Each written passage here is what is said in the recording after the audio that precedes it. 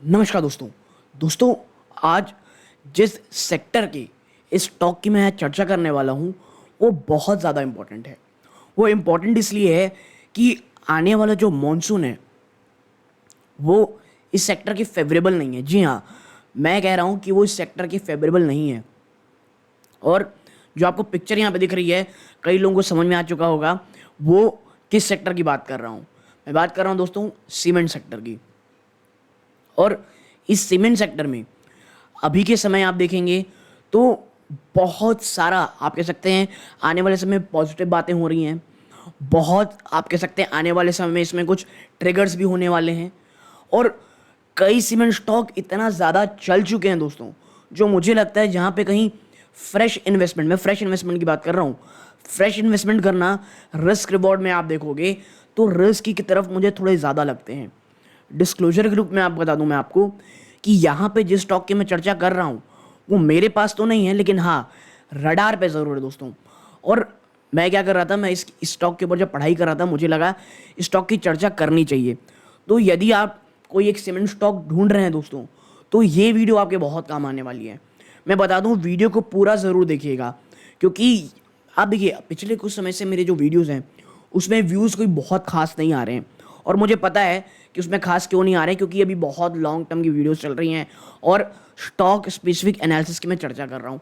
और देखिए इस पूरे महीने ना करना ये ज़रूरी है, क्योंकि बाजार एक तो ऊपर है और निवेशक बहुत ज़्यादा एंथुसियास्टिक हैं। तो मुझे लगा ये जो पूरा महीना है ये कुछ आप कह सकते हैं वैल्यू देना चाहिए इस चैनल पे। वैल्यू इन द सेंस दोस्तों, छोटे मोटे वीडियोस की क्या हो सकता है, बाजार क्यों गिर रहा है, इस प्रकार के आप कह सकते हैं वीडियो बनाने से चीज़ें व्यूज़ आते हैं, अच्छा होता है, चैनल की ग्रोथ होती है। लेकिन एनालिसिस के वीडियोस बनाने बहुत ज़रूर इसलिए हैं ताकि आपको समझ में आए कि ये जो तेज़ी है उसमें बहकने की बजाय लॉन्ग टर्म के बारे में सोचें दोस्तों। ठीक है, तो कौन सा स्टॉक की चर्चा करेंगे और वीडियो को अंत तक देखिएगा। लेकिन आगे बढ़ने से पहले दोस्तों, अभी भी 80% से ज़्यादा के निवेशक व्यूअर्स ऐसे माफ़ कीजिएगा जो वीडियो देखते तो हैं लेकिन चैनल को सब्सक्राइब नहीं करते। आप अगर पहली बार इस चैनल में आए हैं या ऑलरेडी आ चुके हैं, दूसरी तीसरी बार आ रहे हैं, प्लीज़ चैनल को सब्सक्राइब करें। इस प्रकार के वीडियोस बनाने में बहुत मेहनत लगती है दोस्तों। सो प्लीज़ चैनल को सब्सक्राइब करके वीडियो को लाइक ज़रूर कीजिएगा।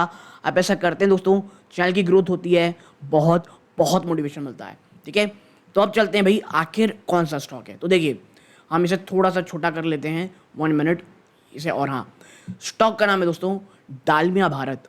ठीक है, देखिए डालमिया भारत ना ईस्टर्न पार्ट, याद रखिएगा ईस्टर्न पार्ट, ईस्टर्न पार्ट मतलब वेस्ट बंगाल तरफ का एरिया बात कर रहा हूँ।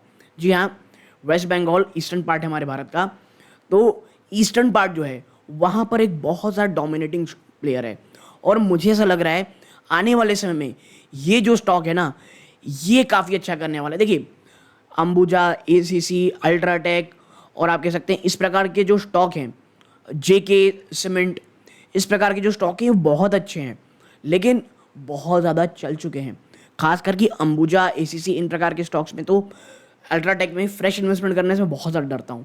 आपको अगर याद ना हो, अंबुजा अल्ट्राटेक को मैं तब से चर्चा कर रहा हूँ जब बहुत भयंकर उसमें गिरावट हो रही थी, जब बहुत ज़्यादा एक आप सकते हैं माहौल था गिरावट का। मैंने अल्ट्राटेक में एक वीडियो बनाया था लगभग स्टॉक जब 5,000 में ट्रेड कर रहा था और उस समय स्टॉक वहाँ से पता होगा दुगने से ज़्यादा चल चुका है।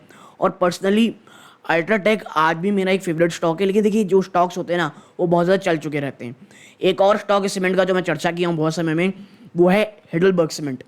वहाँ पर हमने 160, 170, 150 जो उसके आसपास जो 52 वीक आसपास गया था, मैंने वहाँ पे चर्चा की थी कि भैया देखिए डिविडेंड बहुत अच्छा देता है, कैपिटल एप्रिसिएशन भी मिलेगा। वहाँ से स्टॉक 210 के ऊपर ट्रेड कर रहा है। तो उन स्टॉक को खरीदारी करने की ज़रूरत होती है आपको जो सेक्टर में जिसका पोटेंशियल अच्छा होता है और थोड़ी गिरावट दिखा रहे हो। और मुझे लगता है डालमिया भारत उनमें से एक है। ठीक है, अब थोड़ी स्पीड में चर्चा करेंगे। ओके, सबसे पहले डालमिया भारत समझें, चौथा लार्जेस्ट सीमेंट प्लेयर है दोस्तों in the fast growing economy in the world. ये चौथा लार्जेस्ट प्लेयर है भारत में सीमेंट प्लेइंग में, ये आपको पता होना चाहिए। ओके, अब बात कर लेते हैं डालमिया भारत के नंबर्स की। तो देखिए फंडामेंटल से बात करें, 44.6 मिलियन टन की इनकी कैपेसिटी है दोस्तों। सेल्स वॉल्यूम 28.8 मिलियन टन है। ठीक है, और यहाँ पे क्लिंकर की capacity 22.6, captive power capacity 9397 megawatt. देखिए जो सीमेंट सेक्टर है ना वो बहुत ज़्यादा पावर इंटेंसिव है, उनके खर्चे का एक बहुत बड़ा जो हिस्सा जाता है वो पावर कंजम्पशन में जाता है। ठीक है, 15 प्लांट्स हैं, 23 स्टेट्स को कंपनी सर्व करती है, प्रीडोमिनेंटली वो eastern part of our country में करती है। 49 चैनल आप कह सकते हैं चैनल पार्टनर्स हैं, लगभग 6000 के एम्प्लॉयज़ हैं। और देखिए यहाँ पे जो कैपेसिटी की बात की जा रही है ना, इस पे जो जयप्रकाश एसोसिएट का जो एसेट है उसे अभी भी इंक्लूड नहीं किया गया है, क्योंकि अभी वो एक्विजिशंस के अंदर है। अब बात कर लेते हैं भाई साहब फाइनेंशियल्स की। 14.5 करोड़ ज़्यादा का नेट सेल्स है। ठीक है, यहाँ पर एबिटा इतना है और आपका एबिटा पर टन 917 रुपीज़ से चल रहा है। मार्केट कैप 36,000 करोड़ के ऊपर का है। प्रॉफिट आफ्टर टैक्स 850 करोड़ का है और पैट मार्जिन है 5.8%। हम इसकी चर्चा आगे करके करेंगे, लेकिन मुझे लगा एक छोटा सा स्नैपशॉट ज़रूर देना चाहिए। अब आगे बढ़ते हैं। देखिए कंपनी किस तरह एक्सपेंशन कर रही है, सिंपल है। फाइनेंशियल ईयर 2012 में कंपनी के पास मात्र 3 प्लांट थे और 9 मिलियन टन की कंपनीज कैपेसिटी थी, और प्रीडोमिनेंटली आप देखिए कंपनी सिर्फ इस एरिया में थी। ठीक है, ये आपका आंध्रा हो गया और ये आपका तमिलनाडु हो गया। ठीक है, अब आप देखेंगे यहाँ पे ये इनका मार्केट है जो इस कलर पे है और ये सेक्शन प्लांट में है। ठीक है, अब आप देखोगे तो आप पाओगे दैट कंपनी के पास 15 प्लांट हो चुके हैं, 44.6 मिलियन टन की कैपेसिटी है। ठीक है, और देखिए जैसा मैंने कहा ईस्टर्न पार्ट में कंपनी सबसे ज़्यादा, ये देखिए ये नॉर्थ ईस्ट का पार्ट हो गया, ये पार्ट में कंपनी सबसे ज़्यादा। अभी भी कंपनी के पास हेड रूम बहुत ज़्यादा है, बट प्रीडोमिनेंटली कंपनी अपना कहाँ निवेश कर रही है, इस एरियाज में।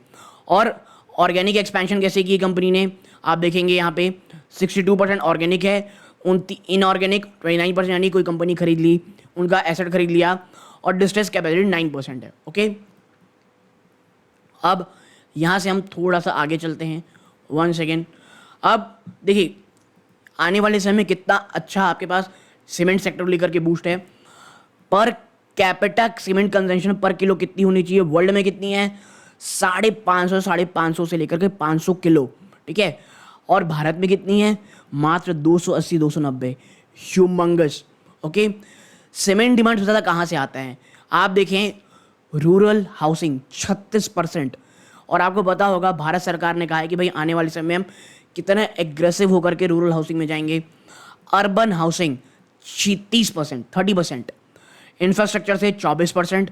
तो भाई साहब गडकरी साहब जब तक है तब तक इंफ्रास्ट्रक्चर पे कुछ खर्चे में कमी है, ऐसा ज़रूरी नहीं है। भाई साहब बिहार टाइप का मत करो प्लीज़, मतलब जिस तरह पुल वहाँ टूटते देखते हैं ना, मतलब अब क्या ही बोले वहाँ पे, पता नहीं सरकार क्या कर रही है, लोग क्या कर रहे हैं, किस नाम पे वोट देते हैं, आई रियली डोंट अंडरस्टैंड।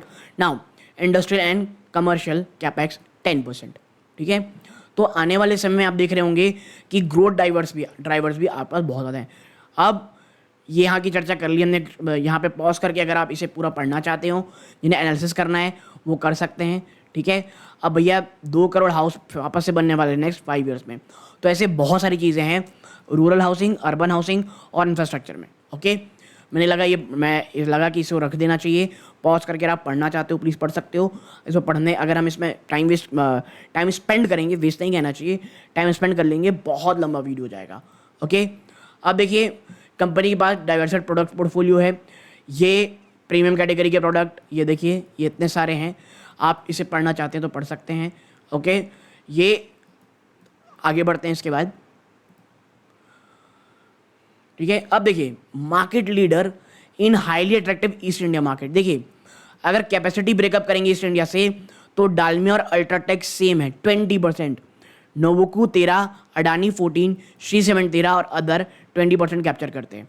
ठीक है, अब यहाँ पे हम चर्चा कर लिए कि वर्ल्ड में तो 500 से लेकर 550 किलो है पर कैपिटा। ठीक है, जो कंजम्पशन है, भारत में 280-290 है, ईस्ट इंडिया में अभी भी ये मात्र 200 से लेकर के 225 किलो है, यानी बहुत ह्यूमंगस आप कह सकते हैं यहाँ पर कंपनी के पास पोटेंशियल है। ओके, अब इस ईस्ट इंडिया में जो की डिमांड ड्राइवर होने वाले वो क्या है, जो गवर्नमेंट है दोस्तों वो ईस्टर्न रीजन को डेवलप करने में बहुत ज़्यादा फोकस कर रही है, और खास करके नॉर्थ ईस्ट में बहुत फोकस है, और डालमिया भारत का वहाँ जो प्रेजेंस है वो बहुत अच्छा शानदार है। Assure more balance and wide growth across the country, क्योंकि भाई अब सब वेस्ट में आपको पता ही कितना ऑलरेडी डेवलप हो चुका है, तो ईस्टर्न पार्ट ऑफ इंडिया में कंपनी का फोकस हो सकता है। शॉर्टेज ऑफ हाउसिंग यूनिट, जो 45% जो प्रधानमंत्री आवास योजना के हाउस हैं, वो houses constructed till now are in eastern region, यानी मात्र 45% ही घर बने हुए हैं। और 21 में से 110 जो सिटी सेलेक्ट की गई है स्मार्ट सिटी मिशन में, वो ईस्ट में ही आती है। ओके, तो ये कुछ डिमांड रिकॉर्ड है। की प्रोजेक्ट कौन कौन सा है इनके पास, देखिए north east frontier railway project को लगभग 95,000 करोड़ का है। औरंगाबाद डेवलपमेंट प्रोजेक्ट जो बिहार में बन रहा है 21,000 करोड़ का है। Ranchi outer ring road 6,000 crore, और जो इंफ्रा प्रोजेक्ट नॉर्दर्न बंगाल में चल रहे हैं लगभग 4,500 करोड़। ठीक है, तो ये कुछ कंपनी के पास की प्रोजेक्ट है जो आने वाले समय में ड्राइव करने वाले हैं। Okay, now GDP growth of eastern region is well above pan India GDP growth. Bharat की 7.6% है अर्निंग है, ईस्ट में 1.2 to 1.3% ऑफ इंडिया है, यानी इंडिया के एवरेज से थोड़ा सा आप देख रहे हैं तो ज़्यादा है। ओके, अब बढ़ते हैं आगे। मतलब यहाँ ग्रोथ की बात कर रहा हूँ, जीडीपी ज़्यादा नहीं बोल रहा हूँ, मैं गलत बोल दिया, जो ग्रोथ है अभी जीडीपी की। Okay, now next, cement capacity expansion plan, जो आने वाले समय एक्सपेंशन प्लान आर क्या है कंपनी के पास, तो देखिए कंपनी यहाँ पे ब्राउन फील्ड और ग्रीन फील्ड, तो कंपनी यहाँ पे ब्राउन फील्ड यानी ऑलरेडी प्लांट था, इसे थोड़ा और बढ़ाएगी। ओके, एक green field company north east में लेकर के आ रही है, ये देखिए। ठीक है, ग्रीन फील्ड मतलब जीरो से शुरुआत करना, शुरू करना। और एक ब्राउन फील्ड एक और है यहाँ पे दोस्तों बिहार में, जो कंपनी वहाँ पे अपना एक्सपेंशन लगभग 0.5 मिलियन टन का वहाँ पे बढ़ाने वाली है।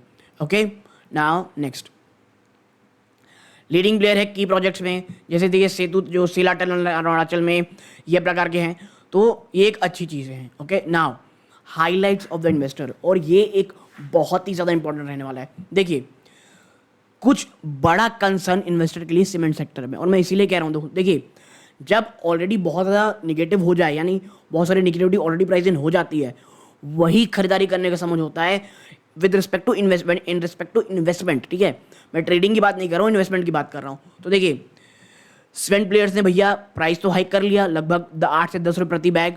ठीक है, जून में क्यों, और क्योंकि देखिए ऐसा इसलिए कह रहा हूँ, आफ्टर ऑल इसलिए कहा जा रहा है बहुत सारे फील्ड अटेंड के बाद, लेकिन मोतीलाल ओसवाल फाइनेंशियल सर्विस जो दोस्तों ब्रोकरेज है, वो अभी भी बहुत स्केप्टिकल है कि भाई क्या ये सस्टेन रह पाएगा। रीज़न, मॉनसून कुछ ही हफ्तों में आने वाला है हमारे भारत में, और सबको पता है सीमेंट प्राइस, अब जो सीमेंट की हाल है वो मॉनसून में जो थोड़े कम हो जाती है, क्योंकि जो एक्टिविटी कंस्ट्रक्शन की वो खास कम हो जाती है, और खास करके हाउस बिल्डिंग की। ठीक है, आप देखेंगे यहाँ पे कि जो जून है ना, वहाँ पे सीमेंट प्राइसेस ईस्टर्न, वेस्टर्न और सेंट्रल रीजन में लगभग 10 रुपये बढ़ाए गए हैं पर बैग, और 3% मंथ ऑन मंथ की राइस की गई है। जबकि नॉर्थ और सदर्न मार्केट में, देखिए ईस्टर्न में बढ़ा दिया गया है ज़्यादा। ठीक है, और सदर्न मार्केट में, नॉर्थ और सदर्न मार्केट में ये 8 से 9 रुपये रह गए हैं। तो याद रखिएगा ईस्टर्न में डालमिया भारत का है, वहाँ पर सीमेंट की प्राइस ज़्यादा बढ़ाए गए हैं। 2% मंथ ऑन मंथ स्पाइक है, और अगर जिसके कारण आप देखेंगे तो ऑल इंडिया का जो एवरेज सीमेंट प्राइस आया है, ठीक है, कितना, ऑल इंडिया का जो एवरेज सीमेंट प्राइस आया है, 1 सेकेंड, वो कितना आपको यहाँ देखने को मिलेगा, वहाँ पे है लगभग 3% का, जून 2024 तक की बात कर रहा हूँ मैं। और कॉशन ये किया गया है कि जो ये प्राइस हाइक है ना, also arises from the fact that cement players had previously attempted to raise price in April में, however a major part of those reverse in couple of, देखिए इससे पहले भी सीमेंट कंपनी ने प्राइस बढ़ाया था, अटेम्प्ट किया था, लेकिन प्रॉब्लम क्या होती है ना, कुछ ही समय मानसून आ जाता है और उसके बाद उन्हें प्राइस कम करना पड़ता है। सीमेंट के जो प्राइस हैं वो बहुत अंडर प्रेशर रहे हैं 2024 के शुरू से। क्यों? लगातार इंटेंस कंपटीशन चल रहा है, आपको पता ही होगा भाई साहब, बड़े बड़े प्लेयर्स हर कोई अब सीमेंट सेक्टर में भी आ ही रहा है। ओके, नाउ अगर बात करें नियर टर्म की, तो मोतीलाल ओसवाल का जो ओसवाल फाइनेंशियल सर्विस है, वो डिमांड को सबड्यूडी एक्सपेक्ट कर रहे हैं, मानसून आने वाला है, लेकिन हाँ brokerage project it ribbon strongly second half 2025। और ये सही बात है, फाइनेंशियल ईयर 25 से मेन खेल शुरू होगा सीमेंट प्राइसेस, जो सीमेंट प्लेयर्स का दोस्तों, क्योंकि भाई साहब हाउसिंग और इंफ्रास्ट्रक्चर सेक्टर में वापस से काम धंधे में बूम आएगा, और हम ये एंटिसिपेट कर रहे हैं industry volume growth of approximately 5 से 6% की year on year growth first half of financial year 25। ठीक है, तो मैं इसीलिए कह रहा था कि थोड़ा सा कॉशियस जरूर रहेगा फाइनेंशियल 25 के जो फर्स्ट पार्ट है वो शायद आपको थोड़ा परेशान करे, लेकिन उसके बाद एक काफ़ी अच्छी आपको मूव देखने को मिलेगी।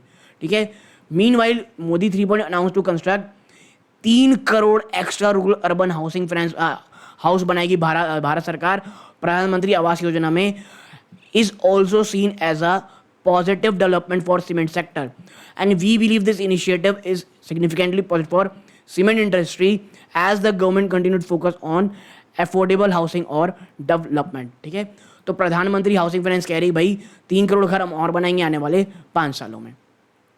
ठीक है, और आने वाले समय में मोदी ओसवाल ये भी एंटिसिपेट कर रहा है दोस्तों, सीमेंट डिमांड मोमेंटम में आपको बढ़ोतरी देखने को मिलेगी कि गवर्नमेंट का जो फोकस है वो affordable housing, sustain strong demand from real estate sector. और भैया रियल एस्टेट सेक्टर का क्या ही कहना है, जो बैंगलोर मुंबई बड़ी सिटी से आते हैं उन्हें पता है कि क्या हालचाल चल रहा है। ठीक है, अब यहाँ देखिए बीजेपी की 2024 के मैनिफेस्टो में हम सबको पता है प्रधानमंत्री आवास योजना को बढ़ाया जाएगा, स्लम रीडेवलपमेंट तो सबको पता है, अफोर्डेबल हाउसिंग को प्रमोट किया जा रहा है और रोड नेटवर्क को लगातार बढ़ाया जा रहा है, rail and metro connectivity as well as constructing new airport are also considering key positive for cement player।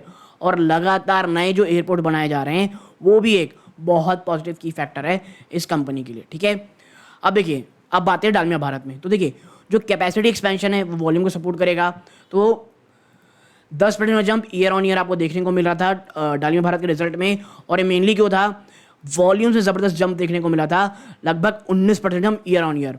ठीक है, लेकिन रियलाइजेशन में गिरावट हुई थी 7% की, लेकिन ये एक्सपेक्ट किया जा रहा है कि improvement in cement price only in second half. जो सीमेंट प्राइस में इंप्रूवमेंट देखने को मिलेगा वो मेनली आपको सेकेंड हाफ में देखने को मिलेगा। ठीक है, मानसून और इलेक्शन के बाद।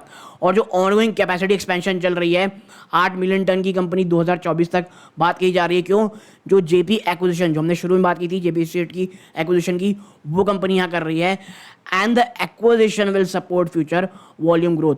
और आने वाले समय में जो एक्विजिशन उन्होंने करी है वो इनके वॉल्यूम में ग्रोथ में सपोर्ट में हेल्प करेगी।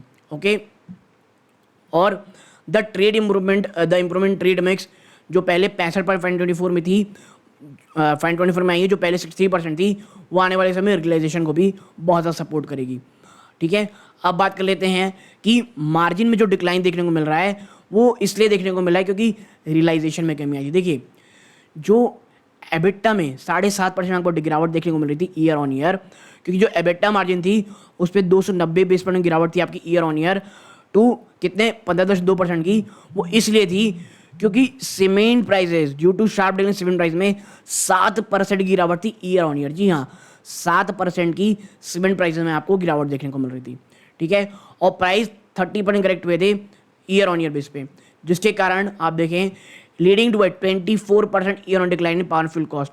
अच्छी बात ये रही भाई साहब, पावर और फ्यूल कॉस्ट में 24% ईयर ऑन डिक्लाइन थी, वरना और ज़्यादा आपको गिरावट देखने को मिल रही।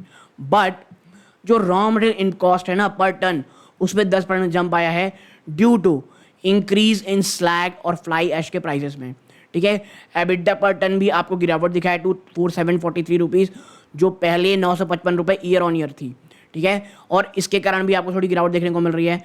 फ्यूल प्राइसेस दोस्तों ऑलमोस्ट स्टेबलाइज हो चुके हैं, और डालमिया भारत दोस्तों लगातार ग्रीन पावर मिक्स में बढ़ा रहे हैं। यानी देखिए आप या तो अपनी धीरे धीरे इन्वेस्टमेंट बढ़ाएं ग्रीन पावर में ताकि आपका खर्चा कम हो, क्योंकि आप सीमेंट सेक्टर से हो और कार्बन इमिशन आपको लगातार कम करना है। ठीक है, तो देखिए कंपनी क्या कर रही है, उन्होंने अपनी कैपेसिटी बढ़ा करके 185 मेगावाट कर ली दोस्तों Q4 में, जो 2022 में मात्र 63 थी, ऑलमोस्ट 3 गुना कर लिया है। और टारगेट ये है कि फाइनेंशियल 25 तक ये 350 मेगावाट हो जाएगी, जो लगभग कितना पैसे बचाएगी, 5 से 6 रुपए प्रति यूनिट। तो आपको पता होगा जो ये कॉस्ट है ये कितना जोर से नीचे आने वाला है आने वाले सालों में। आप देखें cement prices are expected to improve post monsoon, जिसके कारण along with higher freight cost to normalize in coming quarter. और जो फ्राइट कॉस्ट है वो भी आपको आने वाले समय में कम होती दिखाई देगा। लेकिन यार ये जो गडकरी साहब ने कम कर दिया है ना, क्या कम कर दिया है, माफ़ कीजिए बढ़ा दिया है जो टोल कॉस्ट था, वो एक प्रेशर का सबब ज़रूर बन सकता है। तो आप यहाँ तक जुड़े रहे, इस बात का बहुत बहुत धन्यवाद। ये वीडियो का अंत है। जय हिंद दोस्तों।